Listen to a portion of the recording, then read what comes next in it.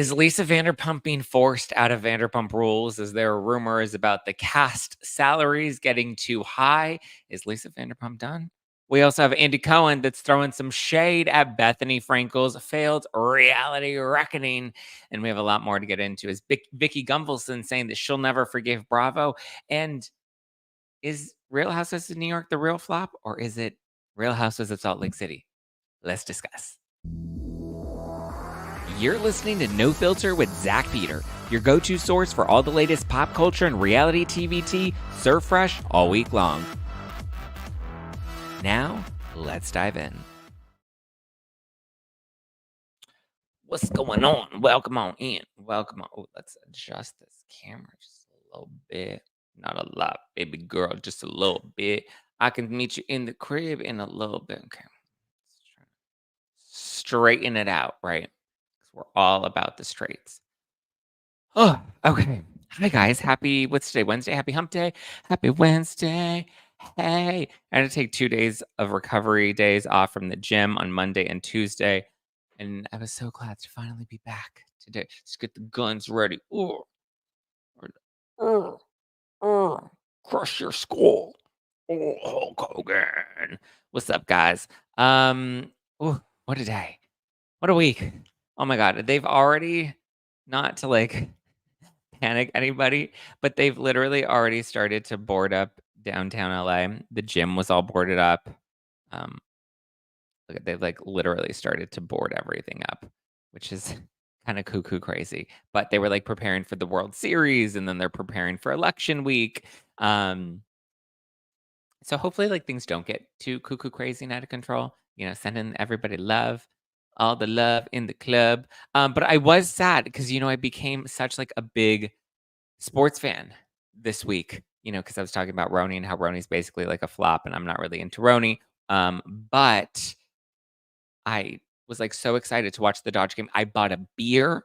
It was called a dad beer because obviously, I live in downtown, and the corner store that we have is it's more of like a fancier store. It's not like your average liquor store. We do have an average liquor store that's, a little farther down, but on my corner at least we have a store. It's a bit fancier. So they have are like fancy like beers and wines and stuff. It's all very artisan, and they have charcuterie boards, their little cafe and paninis and all that stuff, right? And $5 lattes. But I decided to get a beer. I was like, I'm in the Dodger game. I'm ready to go. Like, I'm ready to be a sports commentator. And then I went and I got my beer, and then I drank it, and it wasn't very good. I didn't like it very much. It was called the dad beer. I was like, okay, I want to embrace my dad era. And boy, oh boy, it did not go down very easy. It was just heavy, and I don't like the taste of beer, right? Give me some vodka, give me some tequila, give me some whiskey, right? Give me 1 margarita, 2 margarita, 3 margaritas, 4. Give me a seltzer, give me a hard kombucha, give me something. But I don't know, beer, I can't get into it. I tried. Maybe you know what I was really in the mood for is like a pickle beer. So maybe my body's like craving electrolytes because I want like the pickles, but we'll see. They should trade out Tom Brady for Zach. I would love to be a sports commentator and to comment on. I mean, well, I will say last night's game was a bit lackluster because obviously the Dodgers lost, and I came in very confident. I even saw Jillian Michaels. She was like, "Let's go Yankees, let's take it home." And I was like trash talking Jillian Michaels on Twitter, like all in good fun though, right? And I was like, "You're going down, let's go Dodgers," only to then find out that "Let's go Dodgers" went. Well, listen, the night that I tried beer, the Dodgers lost, so I think I'm just gonna stop trying beer. I still have some beer in my fridge, but no, I don't know. I don't know. I don't know. But I would, Anaconda says, I can't drink beer. My stomach bloats. Last time was 20. Yeah, my stomach bloats, and it's just not. Who says the commentating has been terrible this season? Well, that's why you got to bring me into it. Okay, what else? So sadly, the Dodgers have lost. That is the end of game 4. Hopefully, going into game 5, which I believe is tonight, Wednesday night, we hopefully can come home with the victory. Yeah, and let the victory like be in New York, right? I was texting one of my neighbors who also lives here in downtown.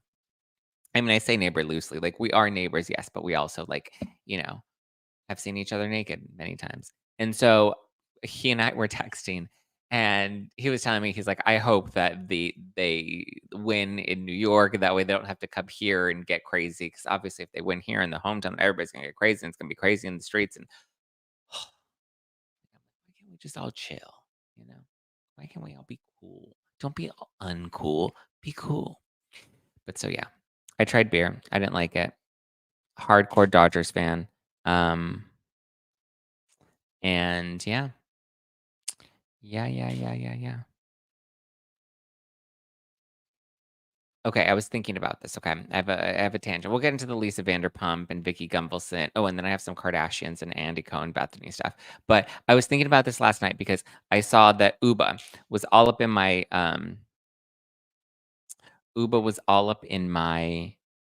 notifications on Instagram, and she's out here, and she was commenting on my posts, and she started following me from my post. Let's see, does she still follow me, or does she unfollow? Oh no, she follows me. She still follows me. Okay, I like Uba. Uba, I said Uba, Aaron, Bryn. Like Bryn, I'm hot and cold with. I've always liked Aaron. I've liked Uba. I know a lot of people don't like Uba, but I've always enjoyed her. But I wasn't surprised that like she's obviously watching all the running videos and liking all the content and whatnot. But so she commented on it where I talked about like how Roni was basically a flop and it was so boring that I went to go watch the Dodger game. And she commented on my post this morning or just a little while ago. And she said, "Wow, it's actually incredible that you're still learning new things about yourself. Kind of like me with basketball and soccer. I get to snack and watch all the hot guys win win." That's how I feel, Uba. I'm with you, girlfriend. Um, I'm not with your show.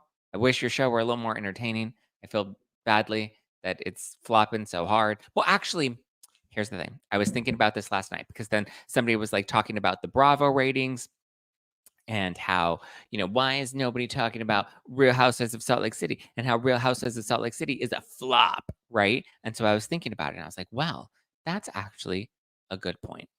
Um, and oh, by the Jared or not Jared, sorry, Jeremy.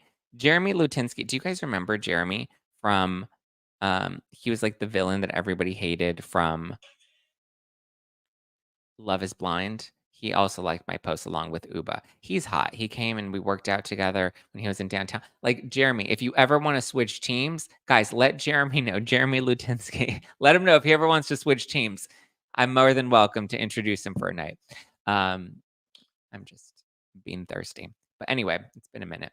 But so Uba and this other person on Twitter was talking about Salt Lake City, and it made me think because Salt Lake City is not performing much better than Roni. They're both under the 400,000 viewer mark.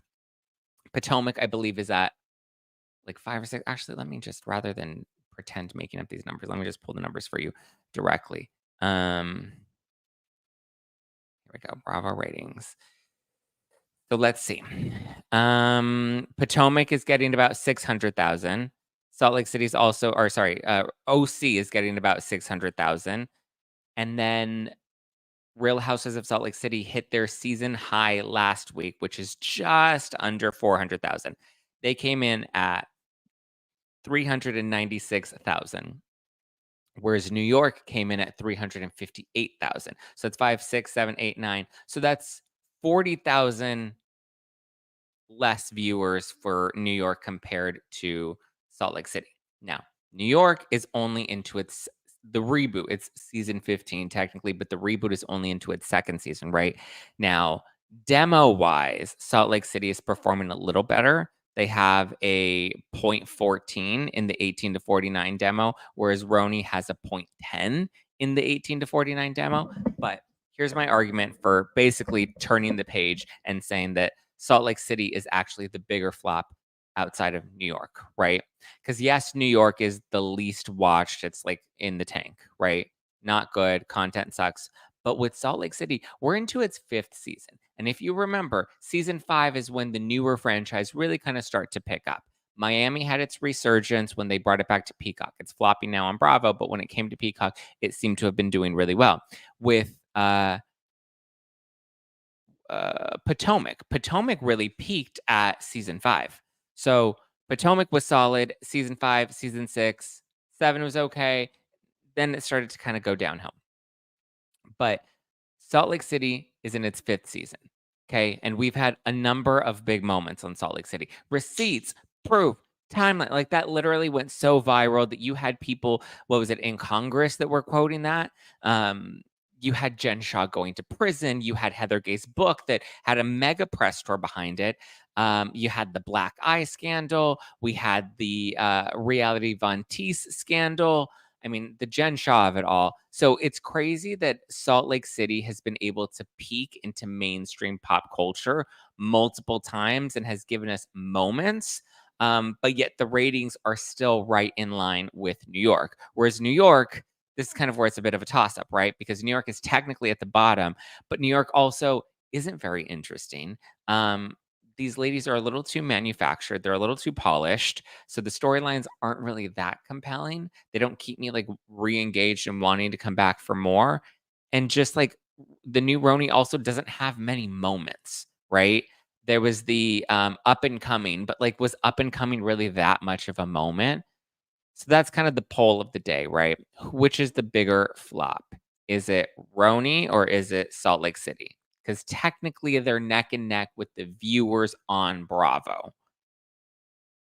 But I feel like Salt Lake City has had a much bigger opportunity to really peak, and they should have been a lot further along with the big moments that they've had on their show. The content is better on Salt Lake City in comparison to Roni, though. That I can't deny. Um, JG says, I personally love this season of Real Houses of Salt Lake City. Roni, I only like Jezel. Everything else is so manufactured. Yeah.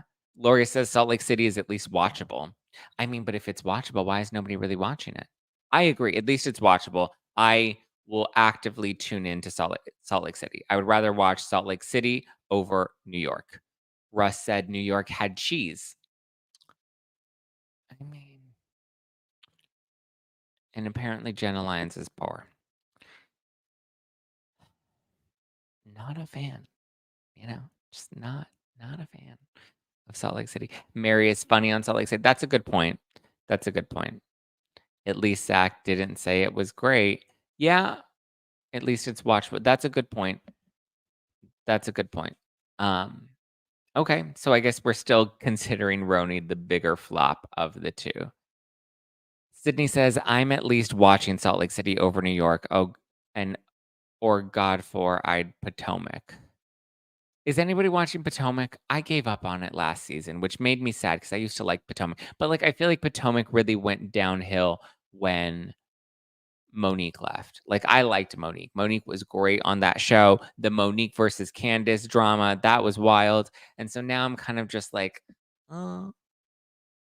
Jen says it surprised me, but also gave me an appreciation. Why are we talking about teachers? Who's a teacher? Y'all go on your side tangent sometimes and you throw me off. Sydney said, God forbid Potomac. Yeah, I mean, is it good this season? I didn't even bother to give it a try this season.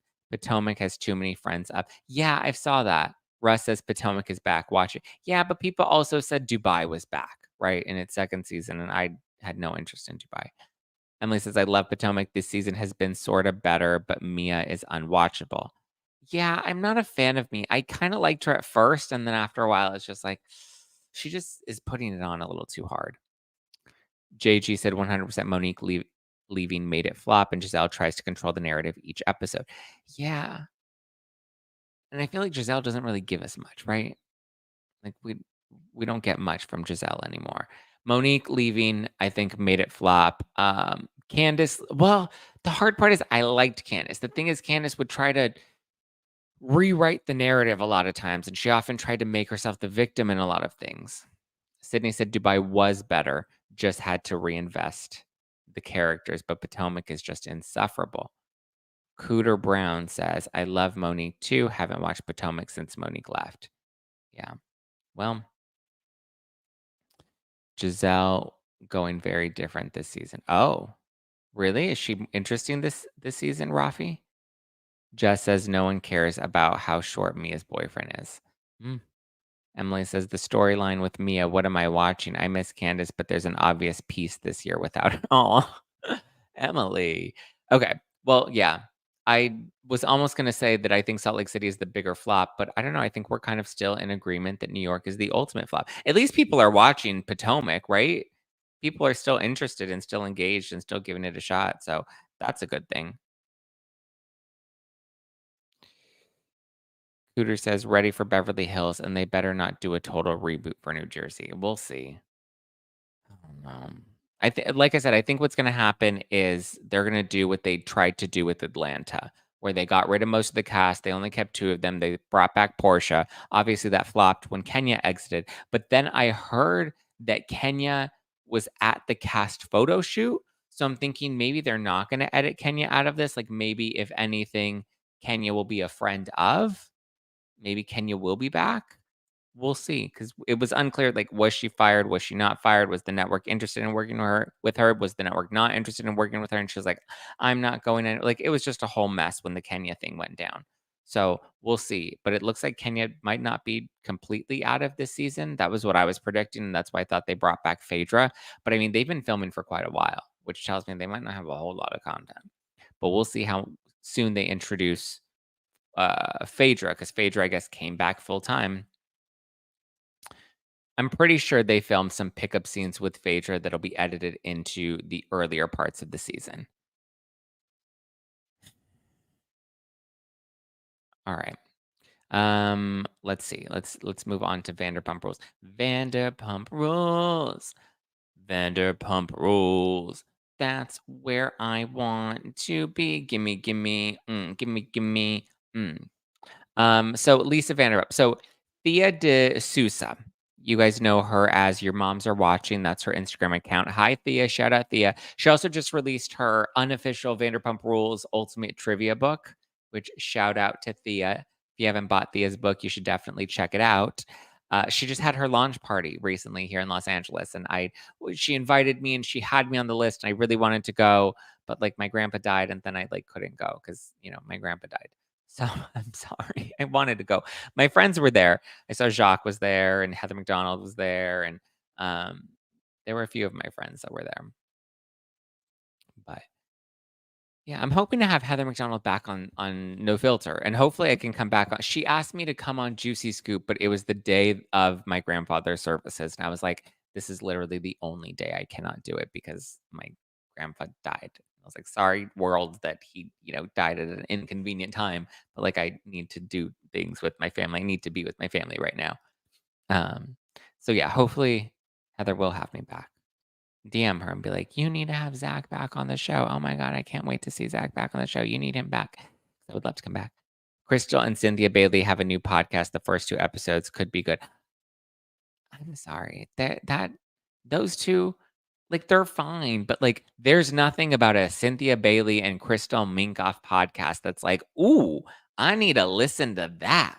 Right? Like, those 2 names, and especially together, I'm not like, "Ooh, yeah, that sounds interesting. That sounds like I'm gonna be entertained." No, that sounds like I'm gonna pass. Gonna swipe left on that one. I don't know, like, is anybody like, "Oh, yeah, that sounds great." Lori says, "That's a strange parent, right?" Laura says, "That sounds boring." Emily says, "Crystal Minkoff, run." I saw her at an event a couple of weeks ago. It was an event for, was it the WB? Warner Bros. Did like a content house where they invited a bunch of us to come and check out like their new shows that they had coming out, and they had like coconut margaritas, and it was at this gorgeous estate. Very nice, loved it. And Crystal Minkoff was there, and there was like this photo op, and I was going to do the photo op, and she, I think, was doing it right before me, so we like kind of like crossed paths, and like she looked at me and I looked at her, and we didn't really speak to each other. We've spoken to each other before, and she's been, I saw her at Kyle's white party, and she was nice to me then. But I was just kind of like, I don't need to really talk to her. And I think she felt like, I don't really need to talk to him. So we kind of just ignored each other. Jess says Crystal is only good because Jeff Lewis and group make her good on his show. I don't know. I hear that she's, a lot more fun in a social setting, but I think she's just a little too self-centered, like censoring, like censorship, right? Like she censors herself, not self-centered, self-censored. So yeah. But okay, sorry, I got sidetracked. How did I get sidetracked? Oh, because somebody mentioned the Cynthia and Crystal podcast. But so Thea from Your Moms Are Watching, shared with The Sun, it was reported that Lisa Vanderpump is being pushed out of Vanderpump Rules, mm, which is interesting. I guess she's saying that because the salaries are getting too high and producing the show has become very expensive, that it's not like she doesn't bring anything to the show. Her scenes always feel very forced, so they're kind of looking to reduce her role for this upcoming season. She still makes her money as a producer, but I think it's unnecessary to also pay her as a cast member because I just don't think she makes sense with this cast anymore. However, the tough part is the show is called Vanderpump Rules. So obviously the rules are surrounding Lisa Vanderpump, which is why they tried to integrate her so much more. So I don't know. We'll have to wait and see what this season brings, but it's looking rough, right? We're possibly losing Ariana. We're getting a demotion of Lisa Vanderpump. It seems that they're trying to demote some of the other cast members. There was a source close to production that gave a quote to The Sun that said that none of these casting rumors are true. But I don't know. I think Thea does have some pretty good sources, and I've heard some of the same things that she's saying. So I think there may be some fabric of truth. I just don't think Lisa makes sense on the show anymore. LVP just doesn't, outside of like being someone that the kids go to talk to for advice, I just don't think she adds much. Or like them going to the opening of one of her new restaurants. Like, sure, but it also then just feels forced. I don't think they're organically, like, they don't even go to Vanderpump Dogs, that event anymore. Like, they're all kind of just moved on to their own stuff. But we'll see. Show has become too expensive. Everyone's negotiating their contracts, and so I don't know. We'll have to wait and see what happens. Uh, S- Scotty says, "How can she be pushed out of her own show?" I think just like reducing her role so that the show doesn't center around her. But also that's tough because, like you said, it is her show. The show is called Vanderpump Rules. But the thing is, the stars have become bigger than Vanderpump herself, right? Like Vanderpump's more of just like the figurehead. Emily says, "I need her in Vanderpump Rules. Her other shows were stinkers. Vanderpump Villa, whatever that show was with Gordon Ramsay. Oh, I forgot about the Gordon Ramsay show. Well, a lot of them. She had Vanderpump Villa, the Gordon Ramsay show. She had the dog show with Rebel Willis. She had Overserved on E, her talk show. She had Vanderpump Dogs on Hulu. Yeah, none of her shows have really done it. At least we know that Billy Lee won't be on it. Was that ever a question? Oh, Billy Lee did come back last season. Wow, I completely forgot about that. Well, maybe they can replace Ariana with Billy Lee. That'll be a big way to save money. Jen says the only ones who need her there are the boys. She never had any of the girls' backs the way that she does the boys. Um, I mean, she definitely never had Kristen's back, but I feel like she had Stassi's back a lot. She had Ariana's back. She even had Ariana's back at the reunion where she's like, sometimes it's okay to walk away. So, I mean, I think she's definitely had the girls' backs for sure. Stacy says they should make a new show with the new servers at Wolf in Lake Tahoe. That might be good. Well, Lake Tahoe, I believe there are filming issue. Like there are certain regulations about filming like reality shows and restaurants. I don't know. I think there's some sort of like issue with that, which is why they haven't done a spinoff based off of any of her other Vegas locations. But she has Wolf. She has the Pinkies, the Flamingo one. Is that what it's called? Pinkies? The new restaurant that she's opening up at the what is it? The Flamingo, the Tropicana? Where is it at? There's like a flamingo one that she's opening up now. And she has Caesar's Palace and Vanderpump Paris and all those. So she's doing Nevada seems to be where it's at for her. Pump is closed here. She still has Sir, she still has Tom Tom, but that's it. Pump's closed. So she only has those two left, right? Villa Blanca closed. We'll see. Lori says, with the passing of Jiggy, it's time to move on. Oh, not the what? Just because Jiggy, yeah, Jen said Jiggy died. Didn't Jiggy die a long time ago, though? So we're going to pass the baton. We're going to pass the Jiggy. Spit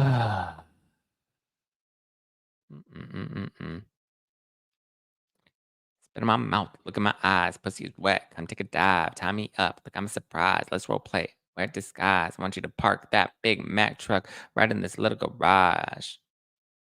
Mm, tie me up like I'm a surprise.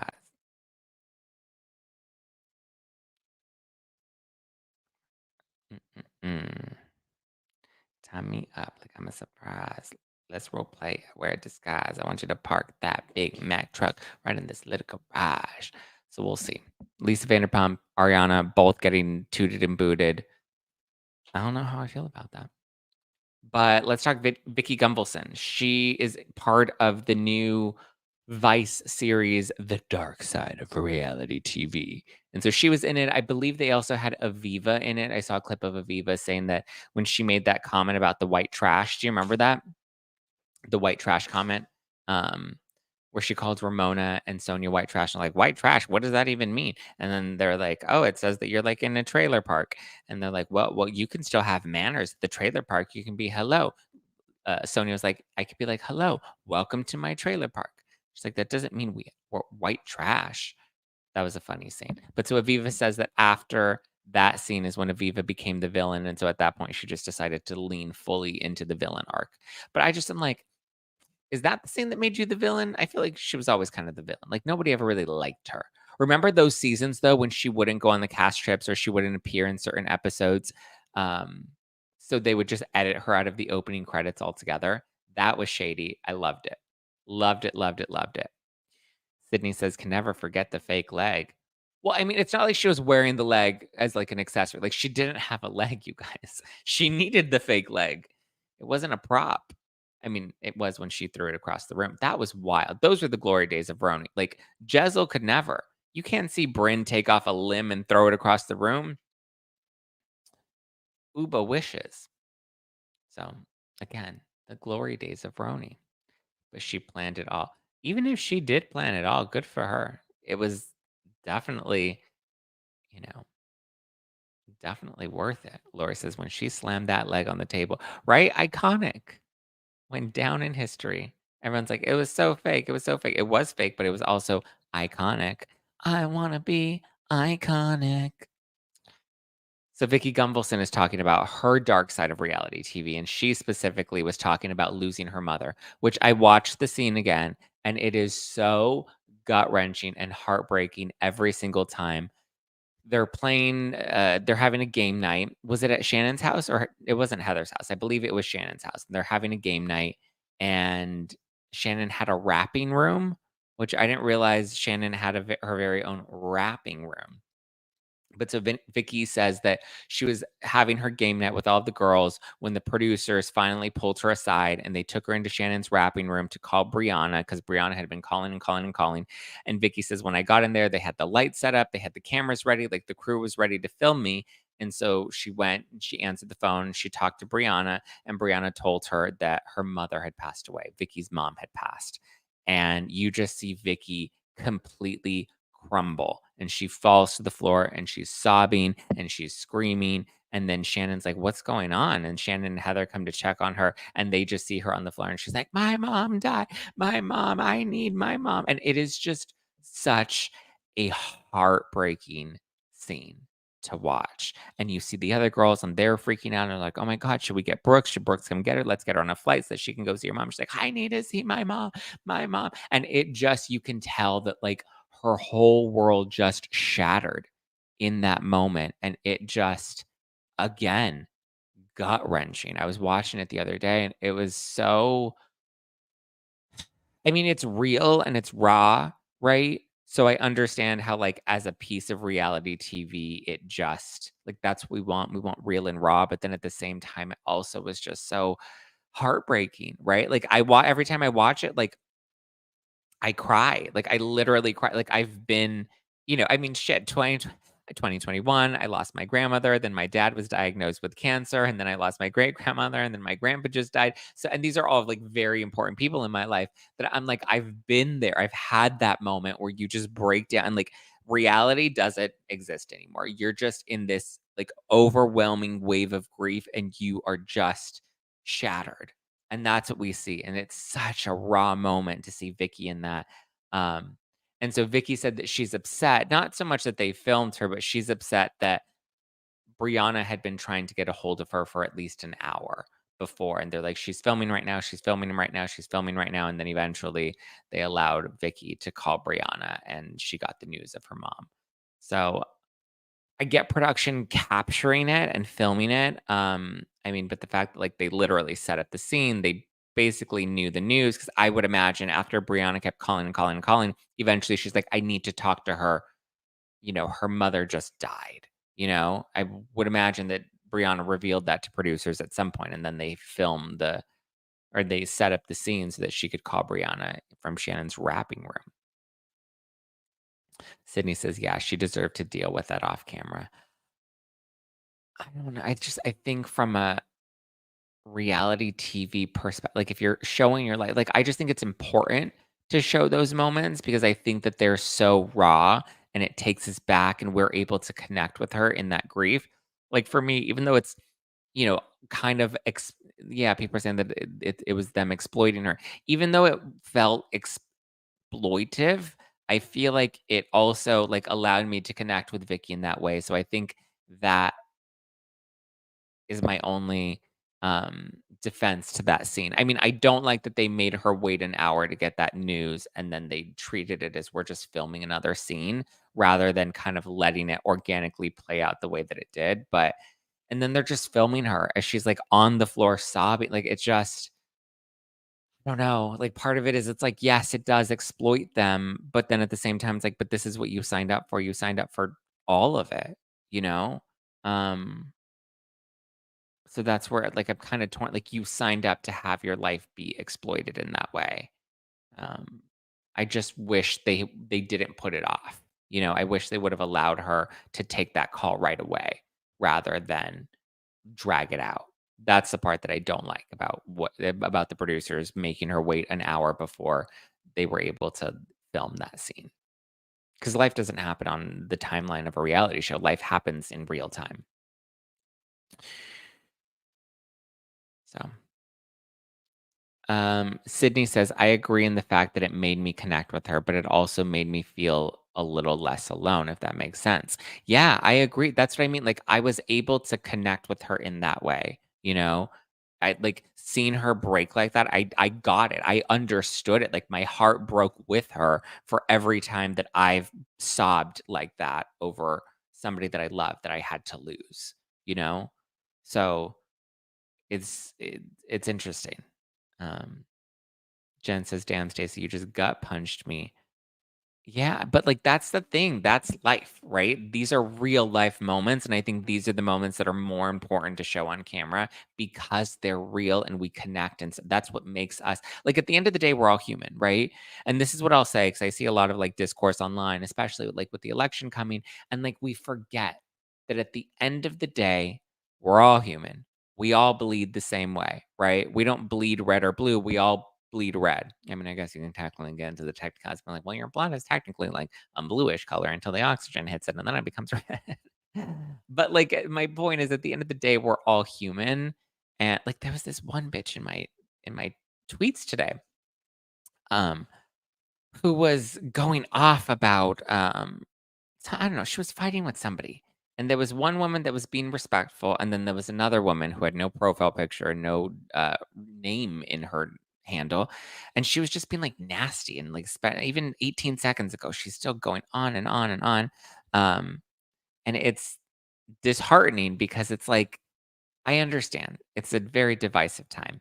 And I've always been very clear. I know I have people that support me that are very far left and very far right. And I love and respect everybody. I love and respect the fact that our country allows us to be different, allows us to have different viewpoints, allows us to vote for different people.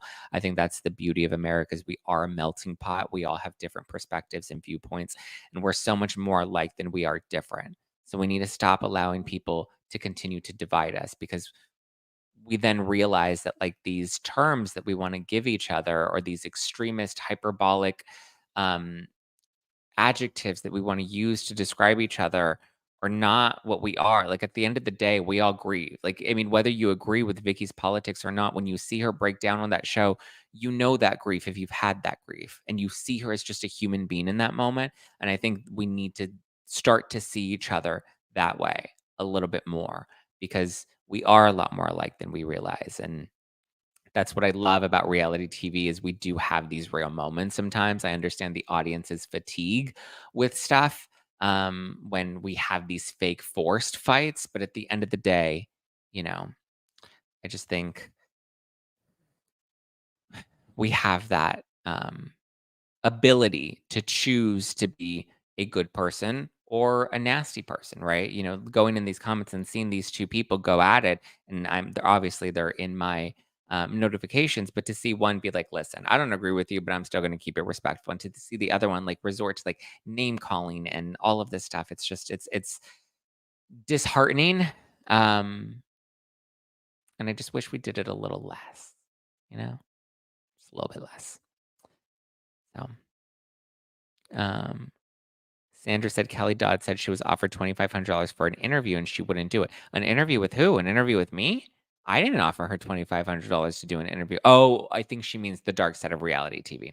Well, yeah, I wouldn't do it for $2,500 either. That's nothing. Uh, yeah, truly nothing. I see everyone giving Sydney love in the live chat, and I like that. I appreciate that. Sydney, thank you for speaking up and sharing. Today is the anniversary. Sydney says today is the anniversary of my mom's passing, heading to her grave after this. So this convo comes up at a wildly convenient time. Yeah. Listen, we're all here for you. I'm sure there are many people in this live chat, myself included, that have gone through it. They get it. And again, this is what I think is so beautiful about the raw moments that we see play out on reality television. And what made us love reality TV is, these raw, gut wrenching moments that we can connect on. Remember, we're a lot more alike than we are different. Trisha says that's what made the show real and how we became so connected to Vicky. I wish now it was as real as it was then. Yeah. To a degree, we're kind of seeing Shannon live out some of that, but also at the same time, I feel like a lot of it has just become manufactured because people want to control the narrative. Okay, let's talk about Kim Kardashian because this is really funny. She posted this happy birthday message to Caitlyn, to her stepmom, Caitlyn Jenner. And it's a selfie of Kim and Caitlyn. And it says, "Happy 75th birthday. I love you." And then all the comments are just dragging Kim. One person said, "Not the here's your damn post. The shortest caption in Kardashian history. I could feel the dryness in the caption, sis." Kim said, "Here, damn," when she posted this. "Should have been a story instead. Damn, she don't get a paragraph." Caption drier than a Popeye's biscuit. That caption looks exhausted. Doesn't deserve a post if we're honest. It looks so forced. Kimmy, baby, we know you didn't want to make this post. Serena says, everyone gets a novel and Kate gets a sentence. The period says it all. The short and sweet caption with exactly one picture, I'm dying. Cute and straightforward, lol. We all know this was a hard one to post. Michelle, you can tell only did it cause you. You can tell you only did it because you had to. What happened to the essay you write all your fam? Jane says, remember when Caitlyn threw your family under the bus? You are too forgiving. Christy says, 75. Caitlyn looks like she was rocking 60s.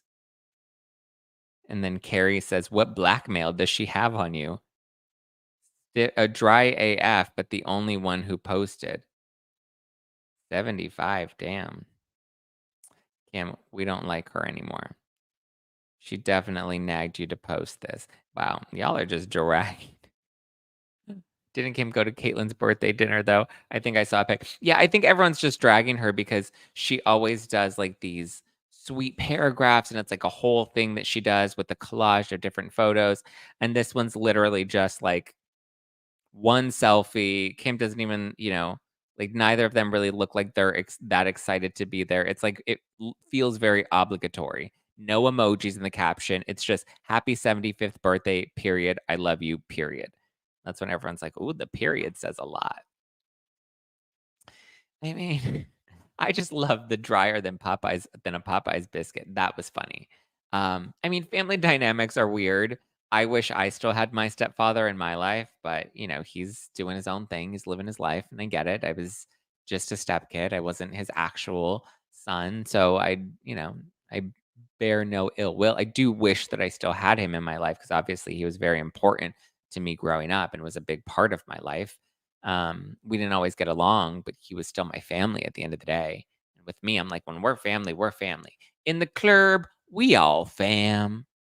In the club, we all fam. What? In the club, we are all family. Are you racist? That's from TikTok. Trisha says, I'm sure in some hurt and anger in that situation, I don't know how I would feel about the Jenners and yeah, and Kim. Yeah. Lori says, Zach, stop making me cry. Why are you crying? Was it the Popeyes biscuit joke? Is that what made you cry? How long was he in your life, Zach? My mom started dating him when I was like 6 or 7.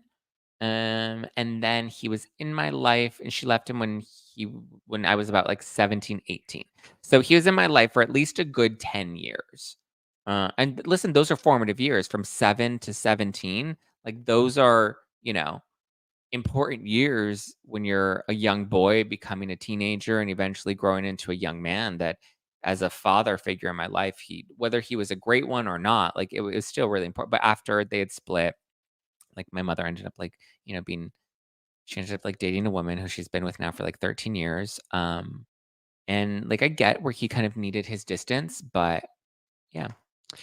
Trisha said this is an emotional podcast. Is it? I didn't think so. I mean, I know we got on the Vicky stuff, but like I didn't realize why is everybody so sad? Why are we crying? Stacy said, "Would you ever reach out to him?" I've seen him a few times, a handful of times. Most recently at my brother Ethan's graduation. Went up to him and kind of gave him a hug. It was, I guess he felt kind of awkward around me because like we don't really talk, or not that we don't talk. Like there's a falling out at all. We just, when he left when his marriage ended and him and my mother's relationship ended, that kind of he ended his relationship with me as well.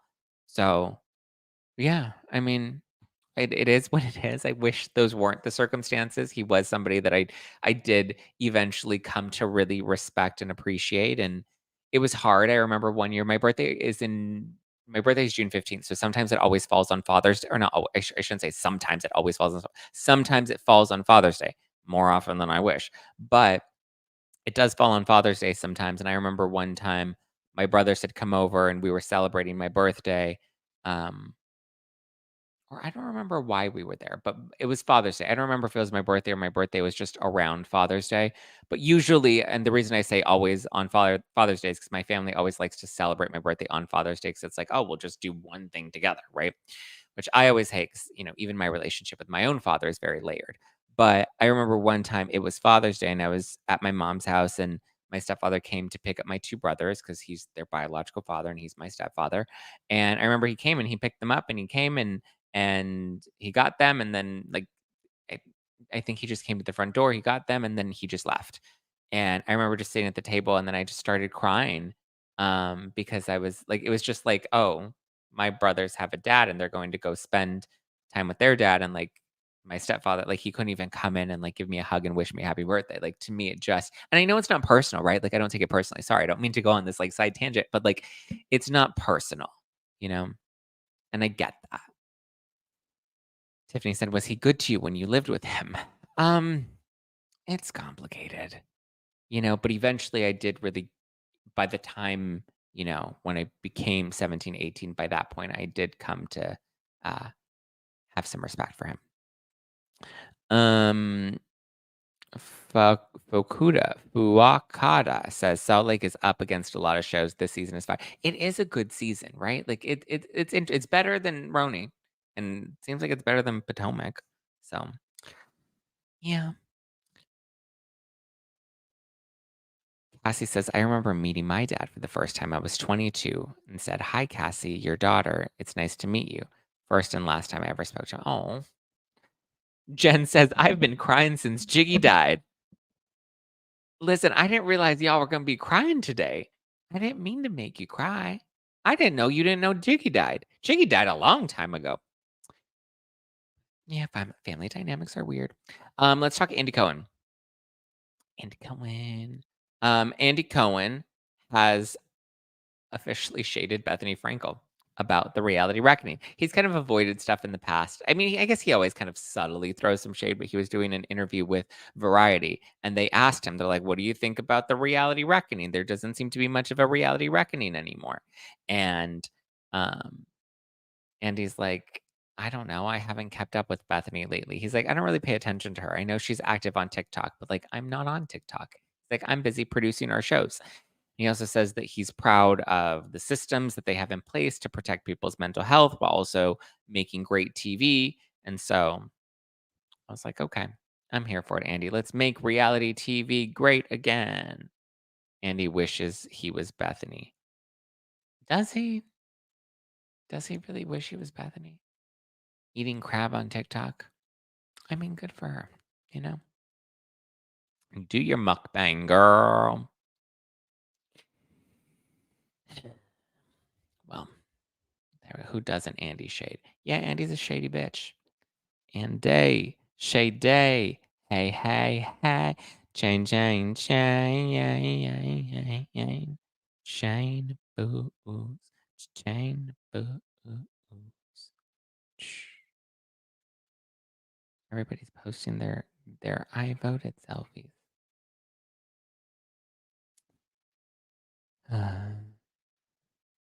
Oh my god! Every time I go on the internet and I see Countess Luann, she she's always smoking. She's always got some like side hat. Like she looks like she's a wannabe gangster. It's funny. Jen says, "Yeah, you guys actually got me through it. I love y'all for that. We got you through the death of Jiggy. I'm glad that we got you through that." Tanya says, "I reckon there's no reckoning." Yeah, the reckoning is done at this point. There is no more reality reckoning. It didn't reckon anything. Like nobody was wrecked except Bethany. Nobody got wrecked in the reality reckoning except the bottom that Andy had last weekend, you know? Sue said most of us may be crying next Wednesday, but it won't have anything to do with your podcast. Okay, well, Sue, let's not do that. Jesus, Sue. He was like, "Look, there's already a damper. We already heard Jiggy died. You know what? Let's throw a little more hot sauce on this one. Make you guys cry a little bit. Let me cut some onions up in the live chat. Make you a little more watery." Sue came to cause chaos. She's like, "Oh, what? You're crying? Let me squirt some lemon in your eyes."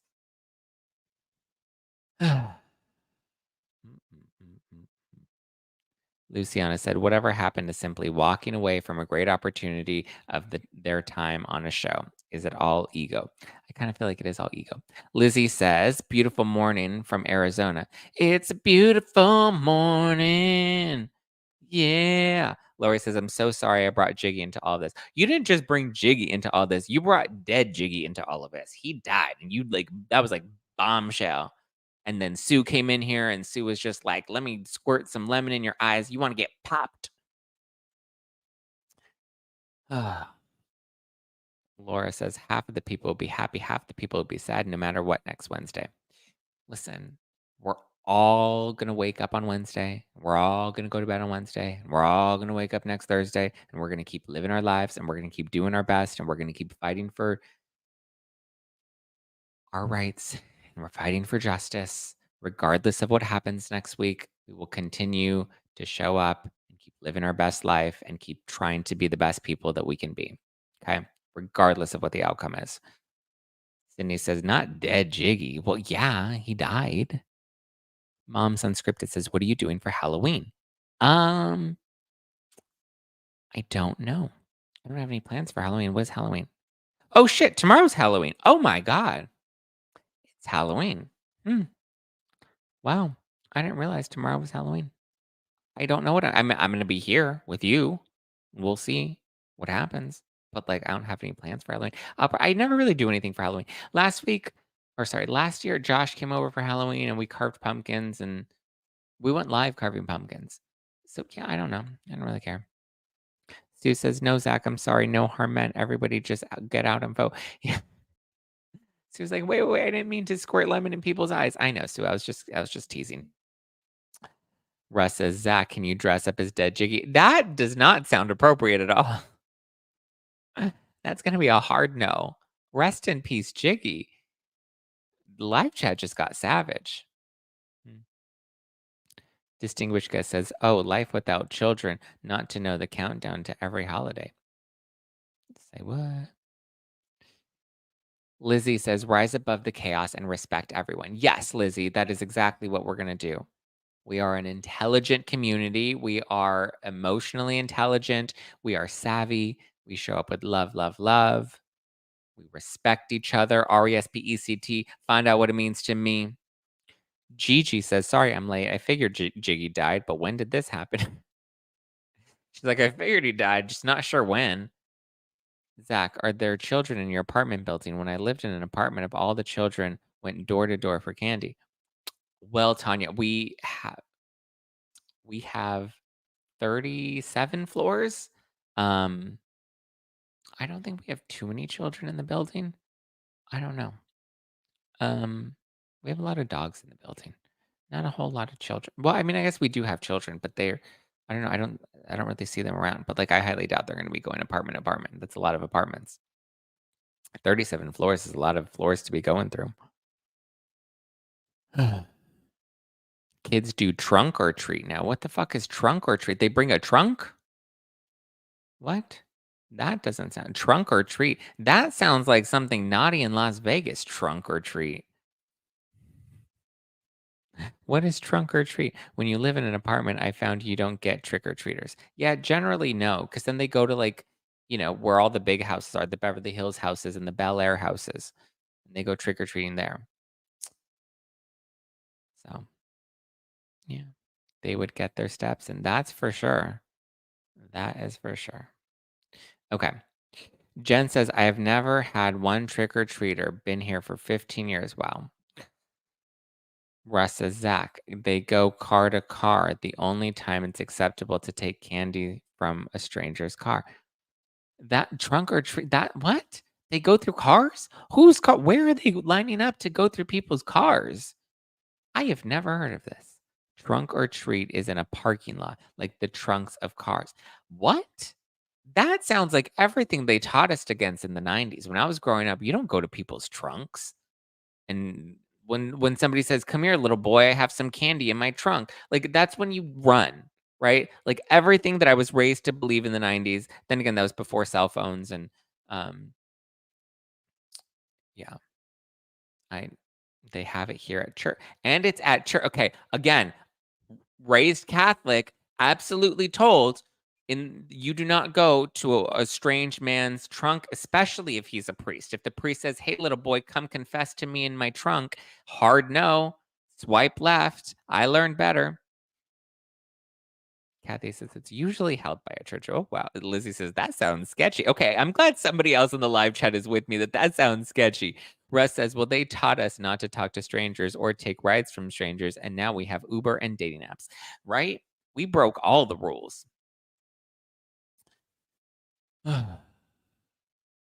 Mm-mm-mm-mm-mm. Trunk sounds so, yeah, trunk or treat does sound very odd.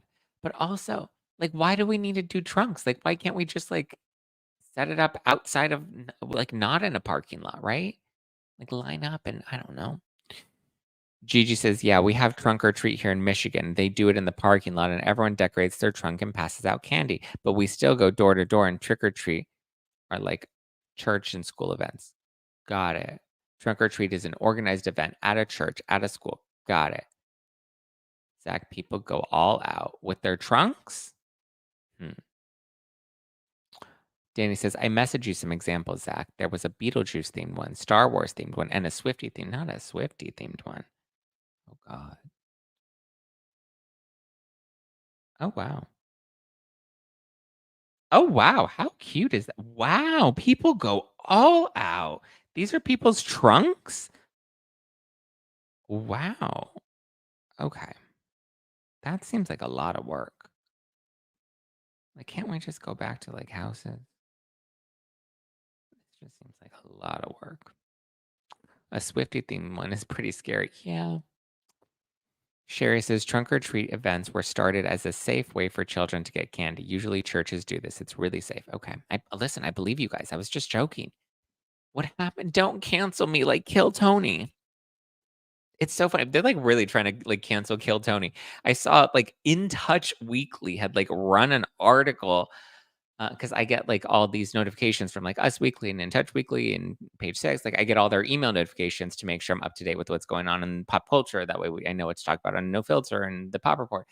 And this morning I saw one that it's like, Tony what's his last name? I don't even know his damn last name. I just know everybody's talking about him right now. Um, Tony the comedian Tony Hinchcliffe, and then the story is inside Tony Hinchcliffe's criminal history. And then you click on the article and it's like, "Oh, he got a misdemeanor 20 years ago in 2004," which was just kinda funny. And then selling liquor to a minor.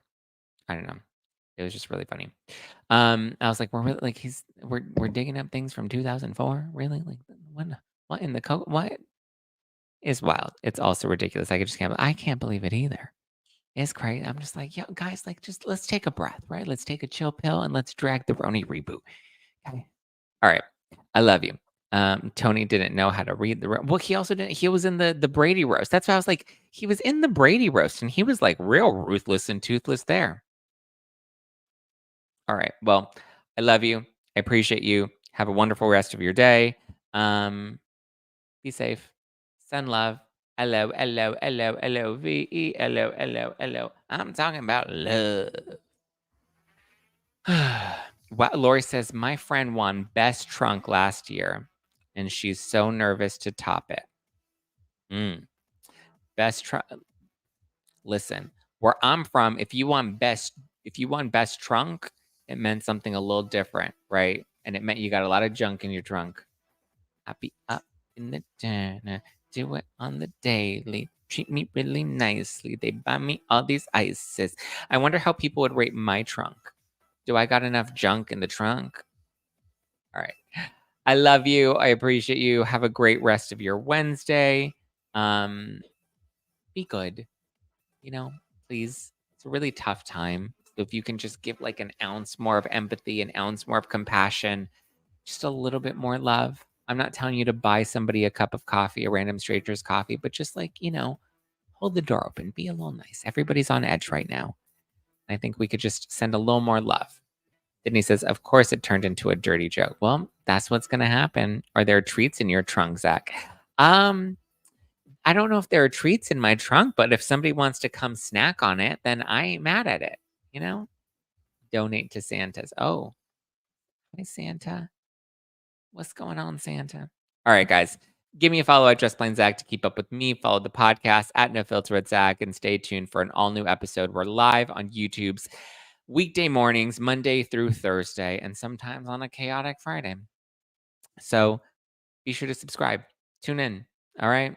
Leave a review if you're listening on Apple, or if you're watching on Spotify, you can also drop a rating there too. Love you guys. Talk to you later.